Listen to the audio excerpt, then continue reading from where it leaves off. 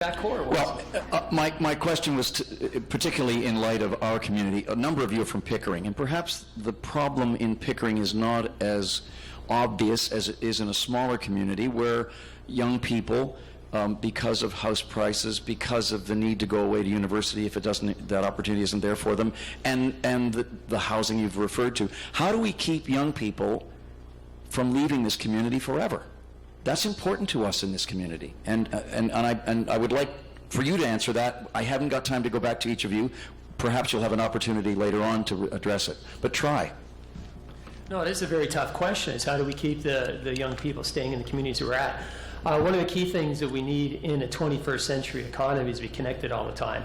So I think it's very important that the towns and cities across the country do have access to broadband internet. Okay. Now, I don't want them to have access to broadband internet just so they can check their latest post on Facebook. We need to do that so that we can use that for the knowledge-based economy. Some of the suggestions that we heard here seem to be 20th century solutions to a 21st century problem, such as the airport and the others that were mentioned. The other key thing as well is I would like to see, and I know this is a provincial issue, but I would like to see a return of trade skills to schools. All right?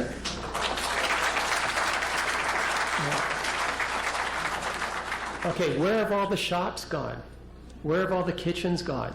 And those are skills that you learn in grades 6, 7, and 8 that stick with you for life.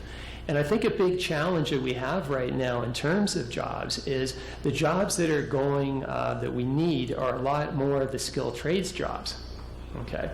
And if people don't get exposed to that when they're, pre-high school, by the time they finish high school, they don't know how to swing a hammer. I had someone describe to me, yeah, my kid knows how to design a light bulb but doesn't know how to change it. All right? So we need those basic fundamental skills back at the provincial levels to get people interested in the trades.